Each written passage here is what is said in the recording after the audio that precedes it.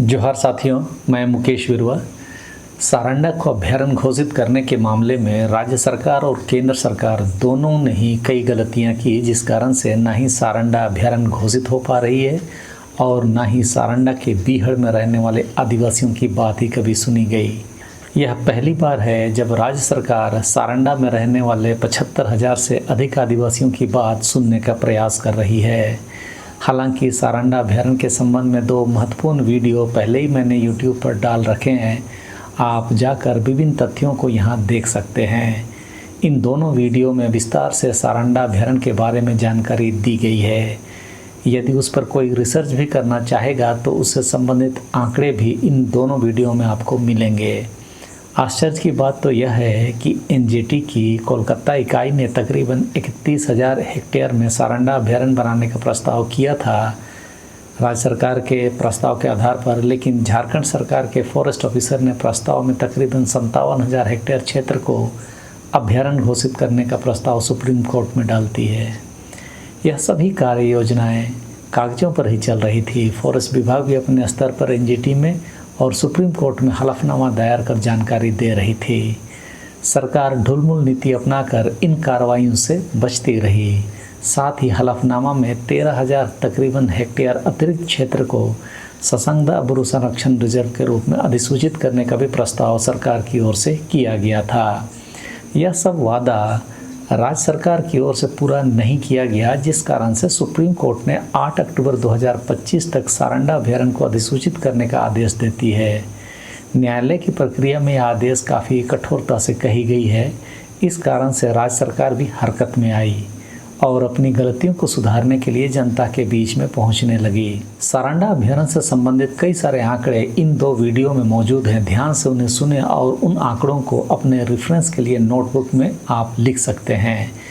किस तरह सारंडा के 3 अभयारण्यों को दस्तावेजों से गायब किया गया, फिर उसके बाद माइनिंग के लिए लीज देने की बात जब उठी तो फिर सुप्रीम कोर्ट के आदेश से बचने का रास्ता निकाला गया, जिसके लिए प्रस्तावों के प्रारूप को एक प्राधिकरण से दूसरे प्राधिकरण में भेजा जाता रहा ताकि उस प्रक्रिया के बहाने समय लिया जा सके। सारंडा क्षेत्र में सबसे पहले बुनाई आयरन कंपनी को घाटकोड़ी क्षेत्र में 6 दिसंबर 1909 में 249.6 और 281.6 एकड़ में आयरन और खनन के लिए दिया गया था। उसी तरह 8 दिसंबर 1915 को अंकुर और घाटकोड़ी इलाके में इस कंपनी को कुल 2,706.16 एकड़ क्षेत्र में आयरन और मैंगनीज के खनन का लीज दिया गया। उसके बाद सार्वजनिक क्षेत्र और निजी क्षेत्र की कई कंपनियों को मिलाकर आज़ादी से पहले 11,886 एकड़ क्षेत्र में लीज दिया गया था। आज़ादी के बाद सार्वजनिक क्षेत्र की कुल 12 कंपनियों को 6,633 हेक्टेयर में और निजी क्षेत्र की कुल 30 कंपनियों को 3,132.18 हेक्टेयर में लीज दिया गया। इसके अतिरिक्त सार्वजनिक क्षेत्र की 2 कंपनियों को 115.46 हेक्टेयर में और निजी क्षेत्र की 5 कंपनियों को 5,128.20 हेक्टेयर में आयरन और मैंगनीज के खनन का प्रोस्पेक्टिंग लीज दिया गया। यह प्रोस्पेक्टिंग लीज माइनिंग लीज मिलने से पहले उस जगह की जांच पड़ताल करने के लिए दिया जाता है, ताकि जब माइनिंग लीज मिले तो वहां से उचित मात्रा में अयस्क और निकले। झारखंड बनने के बाद तकरीबन 65,679.4 हेक्टेयर में माइनिंग लीज के आवेदन आए हैं, जबकि सारंडा का सघन वन क्षेत्र करीब 85,712 हेक्टेयर है। बताइए तब बचेगा क्या? सिर्फ 20,000 हेक्टेयर। सरकारें जब धंधे पर उतरती है तो यही हालत होता है। आज देश की भी वही हालत बनी हुई है। टैक्स जनता पर लादी जा रही है और फ़ायदा पूंजीपति उठा रहे हैं। इस बीच जिला मुखिया संघ ने सारंडा का वन्यजीव अभयारण्य घोषित करने का इस तर्क पर विरोध करने का घोषणा किया कि सारंडा क्षेत्र को वन्यजीव अभयारण्य घोषित करने से आदिवासी समुदायों के पारंपरिक अधिकारों और जीवन शैली पर प्रतिकूल प्रभाव पड़ेगा। दूसरी तरफ मंत्रियों के समूह के सामने सारंडा के आदिवासियों ने स्पष्ट किया कि अधिकार की यदि गारंटी नहीं मिलेगी तो तीर चलेगा। सारंडा के आदिवासियों ने स्पष्ट किया कि उनका जीवन सारंडा जंगल पर ही निर्भर है। यदि इसे वन्य अभयारण्य घोषित किया गया तो पाबंदियां लगेंगी। इससे उनकी आजीविका बुरी तरह प्रभावित होगी। सरकार को जानवरों की चिंता हो रही है, लेकिन हमारी चिंता कोई नहीं कर रहा है। ऐसे ही कुछ बातें मैंने पिछले इन 2 वीडियो में भी कही थी कि यह सब प्रक्रिया कार्यपालिका के स्तर से की जा रही है और न्यायपालिका समीक्षा कर रही है। इस प्रक्रिया में सरकार और जनता या आदिवासियों की राय न कभी ली गई और न ही उसे आवश्यक समझा गया। पहली बार सरकार जब आदिवासियों के बीच पहुंची तो आदिवासियों को भी पहली बार यह एहसास हुआ कि उनके साथ असहनीय विस्थापन के योजना पर न्यायालय और सरकारें काम कर रही है और उसका प्रतिरोध करने के लिए वे लोग आक्रोश में हैं। सारंडा के ग्रामीणों ने यह भी स्पष्ट किया कि कभी भी इसके संबंध में ग्राम सभा नहीं हुई। वैसे में वन्य जीव अभयारण्य बनाने की बात कहाँ से आ गई।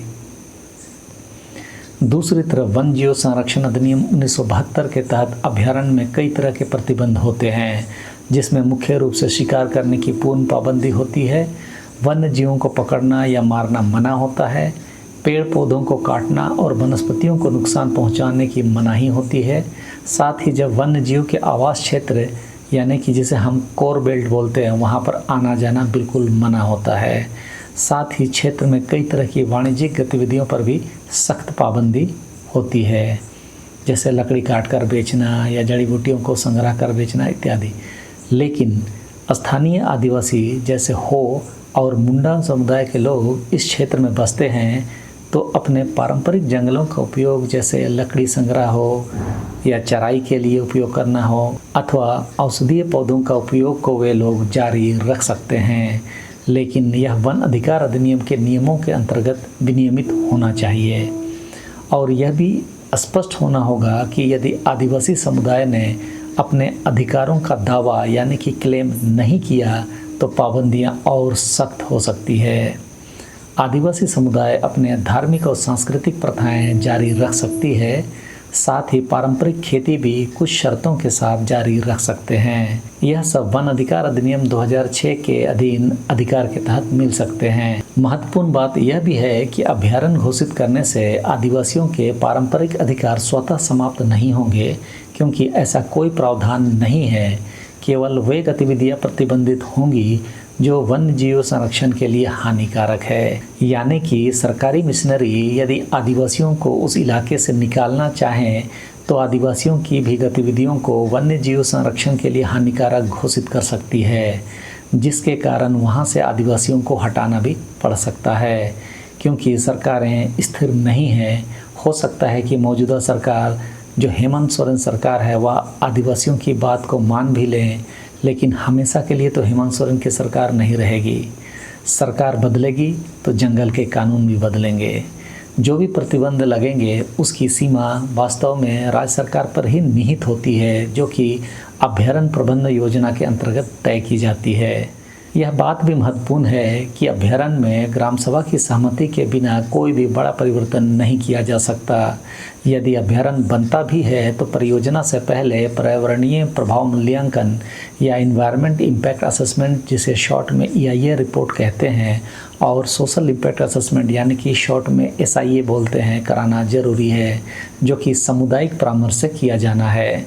आदिवासी अधिकारों का उल्लंघन होने पर वे अदालत या संबंधित अधिकारियों के पास शिकायत कर सकेंगे।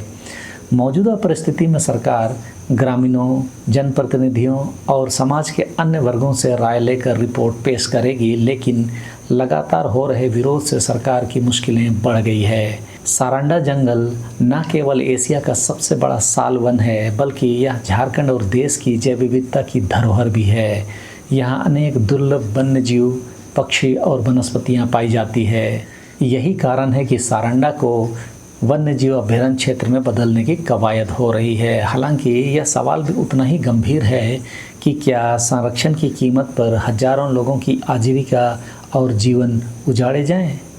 यह मुद्दा अब राज्य की राजनीति और आदिवासी अस्मिता से भी जुड़ता जा रहा है। एक तरफ सरकार को सुप्रीम कोर्ट के आदेश का पालन करना है, वहीं दूसरी तरफ ग्रामीणों की जिंदगी और भविष्य की सुरक्षा भी चुनौती बन गई है। लेकिन अभी तक के अनुभवों से वन्य जीव अभयारण्य जैसे परियोजनाओं से विस्थापन या प्रतिबंधों के कारण आदिवासी प्रभावित होते रहे हैं, जैसा कि काजीरंगा अभयारण्य में देखा गया है। यह सारंडा में भी हो सकता है, लेकिन अंतिम निर्णय स्थानीय परिस्थितियों पर निर्भर करेगा। तो इस वीडियो में अभी के लिए इतना ही। सबों को धन्यवाद। जोहार।